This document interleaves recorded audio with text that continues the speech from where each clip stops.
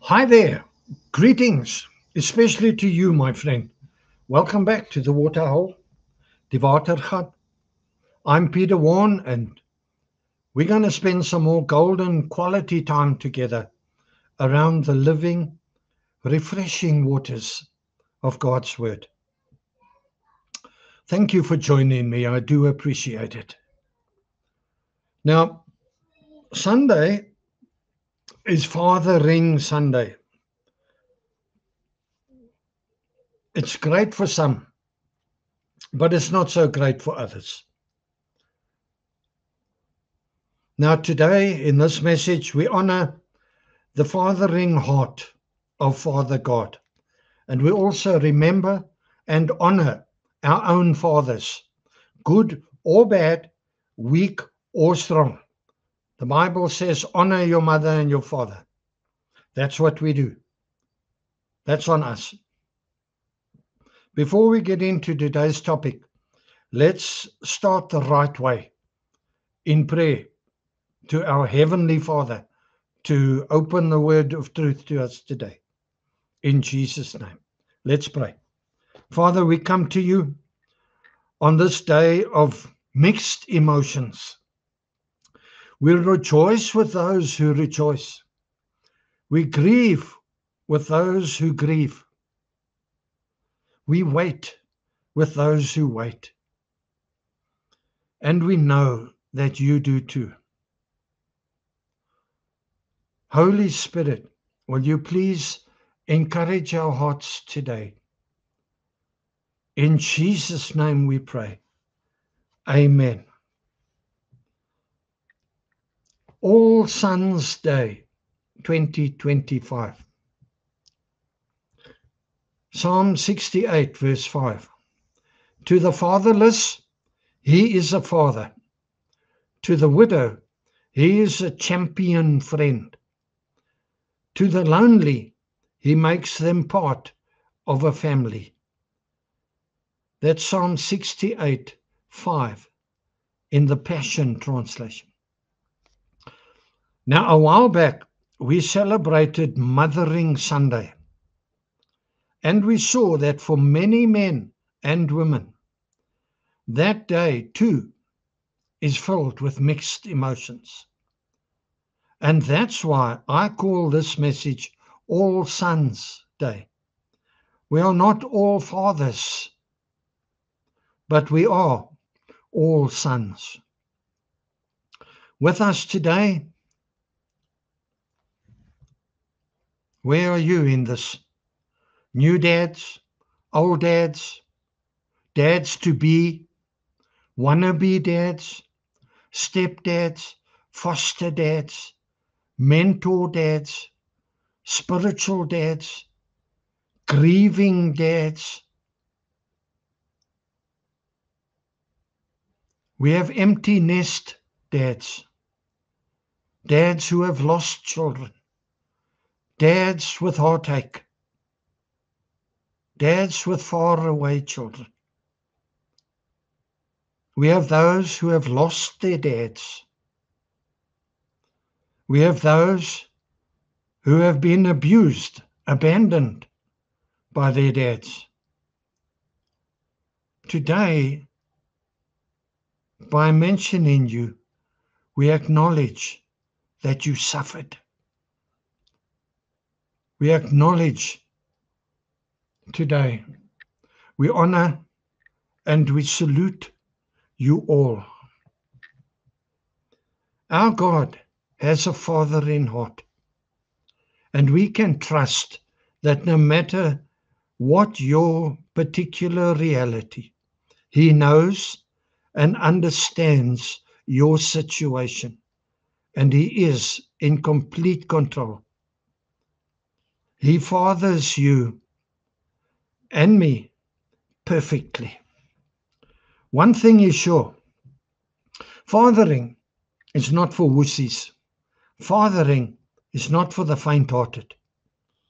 I'm not talking about a little boy that impregnates a girl and then disappears.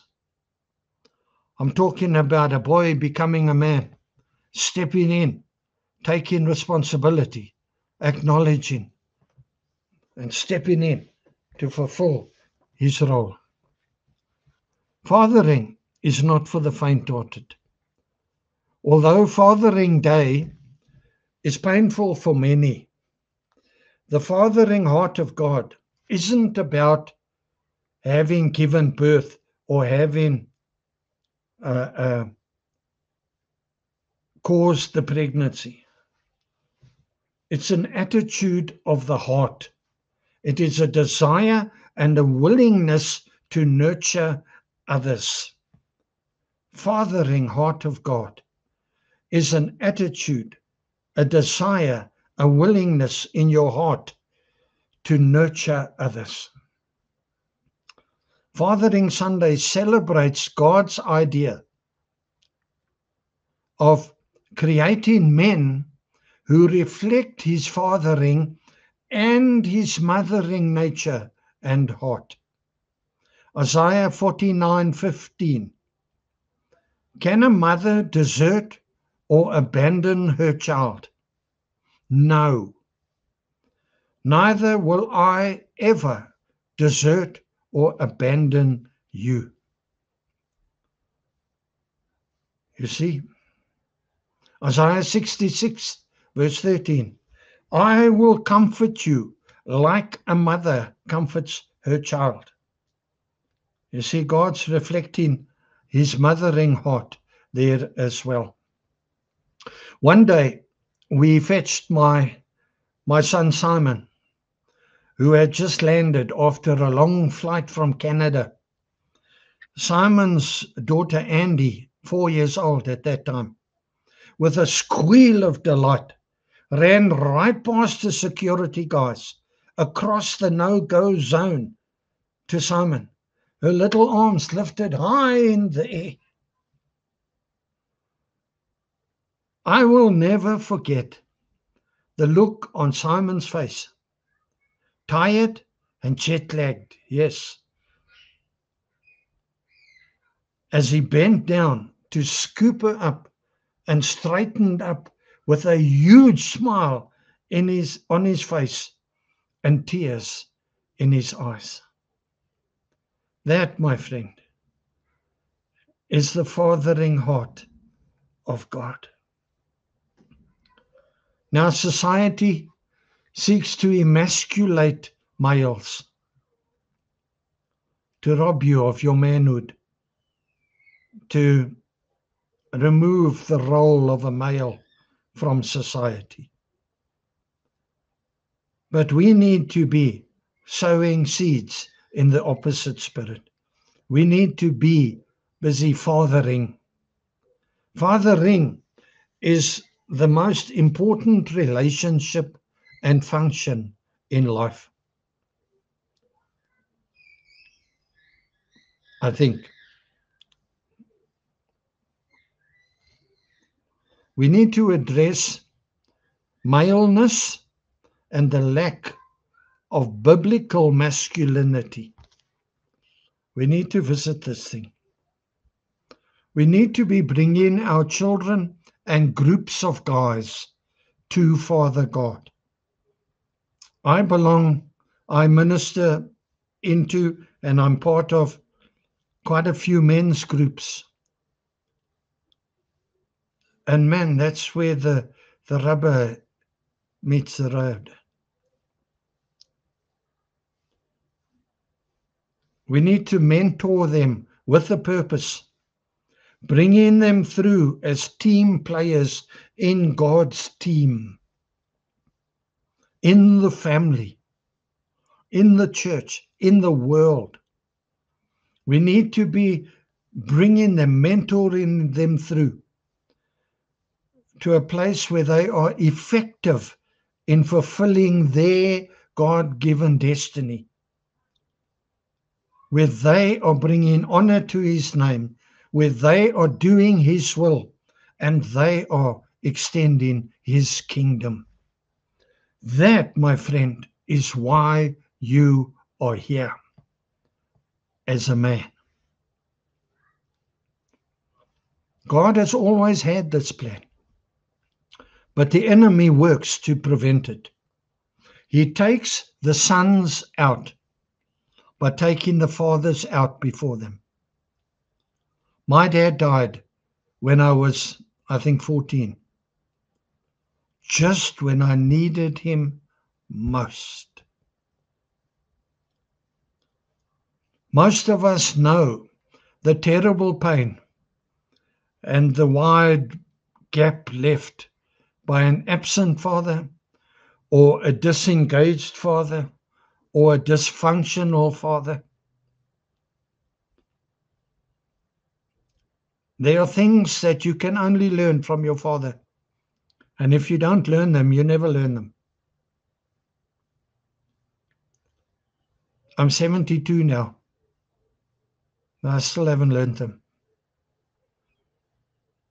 God steps in as my father and teaches me where he can. But there's a brokenness that follows you the rest of your life. Biblical fathering means to restore the plan of God in families, in the church, and in the world around us. The plan that I've just described. It begins with you. And then it moves into your family, into your marriage, into your children. And from there, to include others outside. Biblical fathering has vision. Those who father others well do it on purpose, with the purpose I've just described. God wants you to set vision, purpose, direction for your wife, for your family, for groups of men, wherever you find yourself. Now, one of the Old Testament names of God is El Shaddai. It means the strong-breasted one, or the double-breasted one. The fathering, mothering heart of God longs to nurture and nurse, if we will let him. He also he wants to nurture and nurse you, me. He also wants to nurse and nurture many others around us, drawing all of us into this intimate relationship with him as sons. Now, the word nurture shares the same root word as nurse. God brings healing to the hearts of people by giving nurture, comfort, identity, and destiny. Those four things, you need to give that to men. Nurture, comfort, identity, destiny. You need to play your part in helping them succeed. God's love is powerful enough to enable any broken heart to receive the love of the Father, to be able to embrace it, and then, more than anything, to be able to pass it on, to spread it, to share it. Now, I want to talk about blind spots. Do you know what a blind spot is? To provide godly fathering, you will have to deal with your own blind spots. Now, I had the details in here, but I took them out for the sake of time. There was a science priest or other, way back when, and he found that if you take your finger and bring it slowly to your eye, somewhere or other there's a blind spot, and you can't see what you're looking at. You know that blind spot in your side mirror in your car? There's a blind spot If you bring it, I don't know how it works anymore. But there's a blind spot, meaning there's a blindness in the center of what you're looking at, and you can't see it. You need another perspective. Now, to provide godly fathering, you have to deal with your own blind spots. We all have them. We all need a fresh, different perspective to identify them. Probably your wife can tell you every one of them. I think your kids can too. We need to look from a different angle. Do you know what your blind spots are? Hear this. If you don't confront them, you will never conquer them. Here's a message for the wives on this day. Because of the fall of man, and both Adam and Eve were guilty. Adam should have protected Eve. Adam received the instruction from God. Eve didn't. Eve's problem was that she was deceived by the devil. But because of the fall of man, there is an inherent tendency in menfolk, to surrender leadership and allow you to take control of the house. I salute you, godly, frustrated women who have stepped in to lead because the men would not lead. You have done a great job. But this is a trap from Satan. Do not stand where your man is supposed to stand. If you do, you can pray all you want. He can never stand in his rightful place if you are standing there. You have to move and trust God to work in your husband. I mentioned this in our previous message. It's scary, but true. You make yourself vulnerable before God. Oh, that's fine. You see, God's order is God's order. He will enforce his order if you will allow him to. You see, many men, here's a statement. Many women marry boys with beards, not men. And many of them are that way because they were made that way by their mothers, who themselves are women. Mothers who undermine their fathers, the father in the house. Mothers who emasculate and disrespect the father in the house. How do we respond today? All of us are called to minister in the nurturing, caring heart that is God. There are so many hurting people in our church, in our world, maybe even in under your very own roof, that no matter what our particular fathering or mothering, Father's Day or Mother's Day reality might be, we need to simply be Jesus to those around us. I land now by reminding you, you are not designed to be defeated like this. To be an absent father, a disengaged father, a couldn't care less father, a distant father, a cold-hearted father, a hard-hearted father. No, come on. Shouting doesn't do anything. Shouting at your family does not work godliness in them. The Bible tells us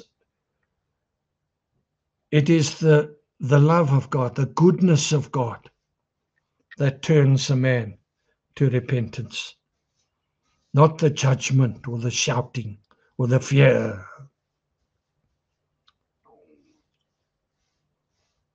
You were designed for victory, and you need to come into line with God's word in every area of your life so that you can partner with Him to write this next chapter of your life.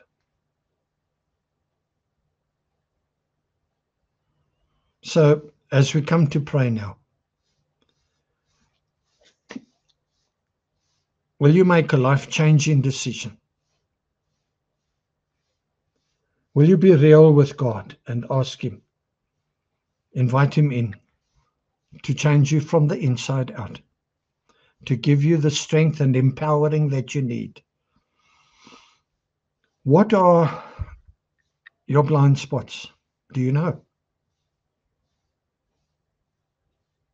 Maybe your blind spot is you see the man's job is just to provide, bring home the bacon. And so you work to earn money. But your children are missing you. Perhaps your blind spot is your brokenness from your own fatherless upbringing.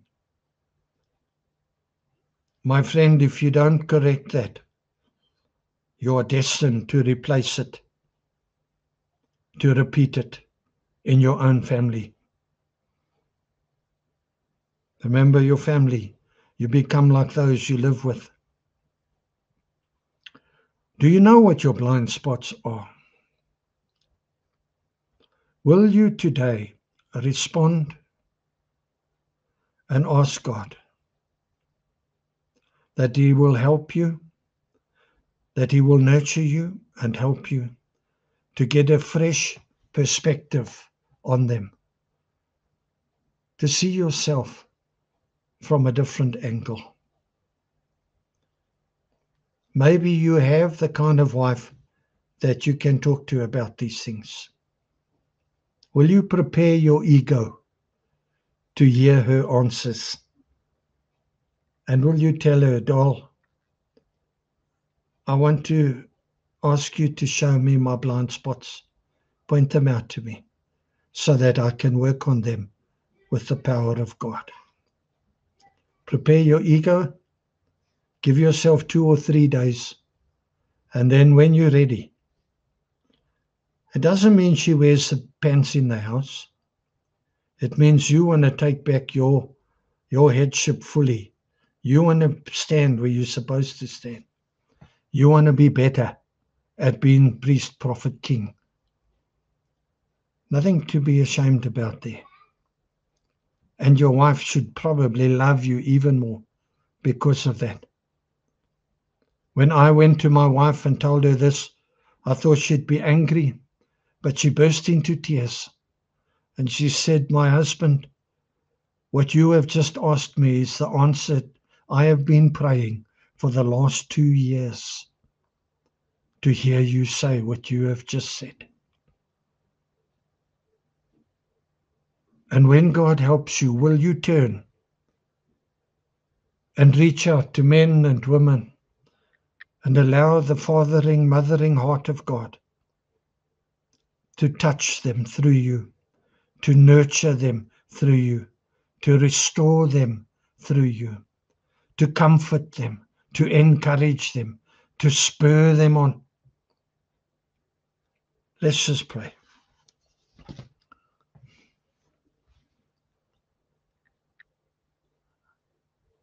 Pray with me now if this word has touched you. Lord, please show me my blind spots and help me to change. Will you please soften my heart? Help me to love and care for others as you love and care for me.